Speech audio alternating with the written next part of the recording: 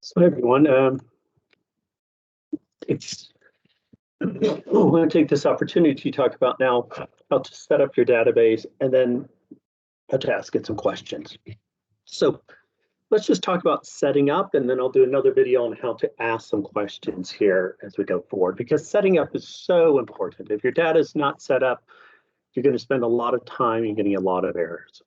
So first of all, as kind of a little reminder or let people know where we're doing all this. Right now, you can see that I put under operations, IT, and then just pivot tables. So when we get more updated versions, I would encourage you to look at that. But I really would suggest that you take a little time and actually play with the data we have. Our M&E team will post our most recent data, and they'll tell you where to find that. So either way, back in January, we got lots of data, a little from the 18th also, and these were kind of the data we got: business plans, debt management, and sources of finance, and technical trainings. These were just kind of reports that I think Udine asked upon requests from staff. And so I'm creating this not as to say this is the definitive database, but as an example data set we can play with. And then I've taken all those and I've copied and pasted and I've put it here over in my own, which is called dataset Ian's examples. I suggest you do the same. Do not work off the dataset off the Dropbox. Create your own examples and work offline. I know this may be the first time I ever say do not work on the Dropbox. Because if you do, you could really override the data and make things quite complicated. I have saved them as a read recommend, and so I ask that you always open them with a yes.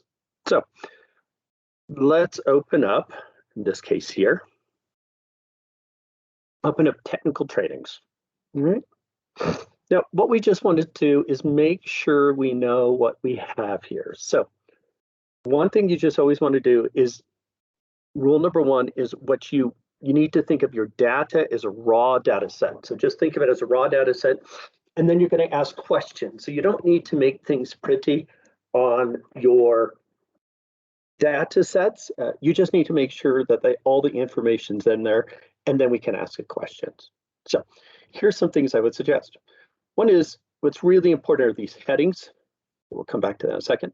I always like starting from the far left, and then I may just choose here as a place to click up to view, freeze frame. Notice where I'm putting it, right there. That means that now when I move over, or I have to scroll over here, it keeps the top left and top right, the top and also the left, okay? So it allows you to do a freeze frame. Then I would scroll down here to see if there's any merged cells. So if you have merged cells, they are your worst enemies. So let's say you had organized this data where you didn't have, you organized it by Arsenigeli, and then you organized it by Dodota, you put a line there. That's just an example where you would need to remove that merge, make it just a separate column if you've broken up your data that way. All right. But the next we want to do is make sure that every of our items here, or every one of our headings, have a title. That's true. Now here we have date and DA, so I'm not really sure what this is, but we're going to just assume this is the date that the training happened, and maybe this was supposed to be beginning date and end date, but we're going to just look at this here. All right. And the next thing you want to do is maybe go up here and hide if anything's kind of hidden in there. That's always good. And then I will always kind of just throw a filter on. All right. And the reason a filter is helpful is now you can just kind of click here and you can just say, well, that makes sense. Yep, I have, that's good. It's not like I have anything strange or unusual that's there. So that's happy about that. But I may have made a mistake, and I could have put, Diridawa, and I'd be like, oh, why is Diridawa in my data set? Or I may have put in Siri, small s, and then a capital S, so it would show up differently. That you really need to make sure that you're being consistent. Otherwise, you're going to get Siri analysis with capital S and a Siri with the small. So it's just a good way to start there. Again, with Gabelli's, I'm going to just assume, looking at this quickly, we do have Cursa and Cursagera. So I'm assuming those are two different Gabelli's. If they're not, then we need to go back and make sure we adjust that. And then we kind of looking through here again. This is maybe an example here. We have Uba Baricha, Uba Bercha.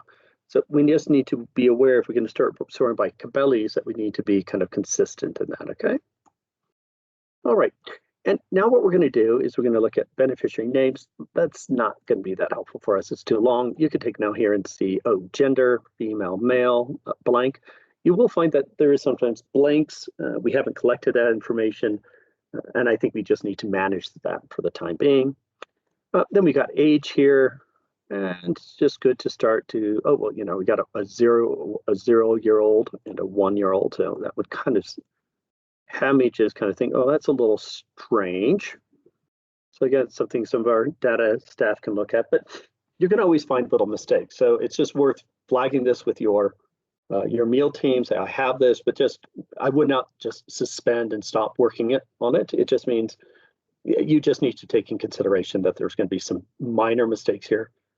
And then I also kind of like going to the bottom here. And you'll see we have 119-year-olds. Typically, you may see 119 or even 999 for a no response. So we did not get a response, so we may have used that as a holding place. So again, nothing unusual about that, but it does look like in this particular community, we provided trainings for, I'm not sure, let's say 16-year-olds and older. Maybe we did provide trainings to a 12 and 13-year-old, but we'd have to go back and look at that. All right, but again, it's worth just flagging that, but not necessarily stopping your exercise. So I'm going to go back here. I'm going to now select all, or I could have said clear, either one. And now we have that type of households. We got PSNP, non-PSNP, lots of interesting data here. I wouldn't worry about this because we're not planning to sort by that. And then we have IDs and then the partner and then the type of trainings. You can see lots of type of trainings here. And then the date. And so the nice thing with the dates, if you get it set up, you can now actually start asking it really interesting questions like how many trainings did I offer in 2020 versus 2019? And you can look at that. All right. So again, what we want to do is just make sure the data is in a format that looks quite clean. And I'll talk to you a little bit later on what does that mean when it comes to if there's little problems with numbers that may be text, and we'll look at that in a second. So that's all I want to do now. The next video I'll do is how we can start asking some basic questions. Thank you.